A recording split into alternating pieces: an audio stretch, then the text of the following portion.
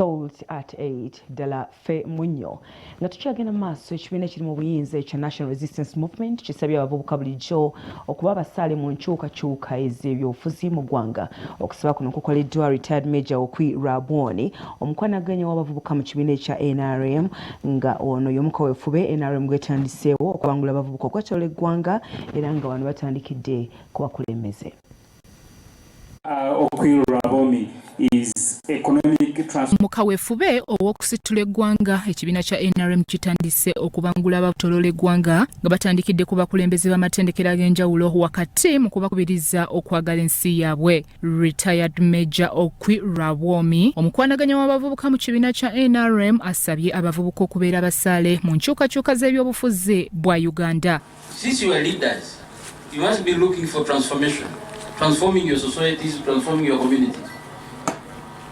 So, in that regard, I would like to urge you to approach democracy not from an elitist position, but from a popular position, progressive position. Yennyamidde olw'abannabyabufuzi abaagala ensimbi nga tebasobola kufaayo ku bantu be bakulembera. We used to get a salary of 5 million.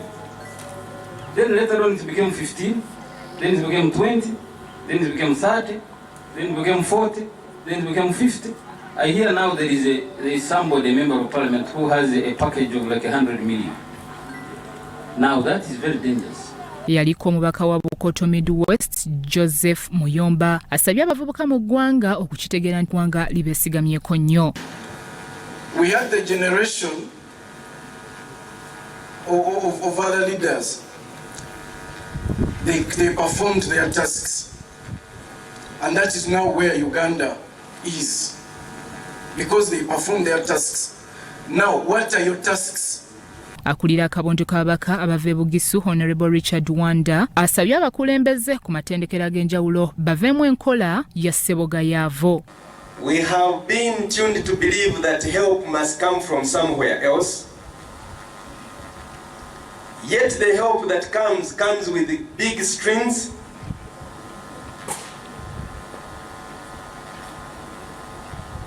And that makes us fail to move. Abamuhozi Ame Original nabo beetabye ku mukolo guno era ne babuulira abakulembeze b'amatendekero ag'enjawulo ku kaweefube gwe baliko ow'okukyusa obukulembeze mu mirembe. Tuli mu kuwandiika abantu abagenda okukola akalulu kaffe 2026. Eno yesaawa, we are not wasting time. We are not wasting time. 2024 tujja kuba tulina abawagizi oba abalonzi emiliyoni 9. To aim at maintaining continuity, security of this country so that we move forward. That's the reason we are here.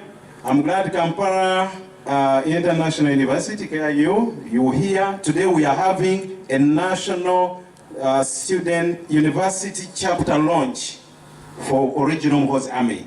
Byasali Hakim, Salt TV, Omunyo.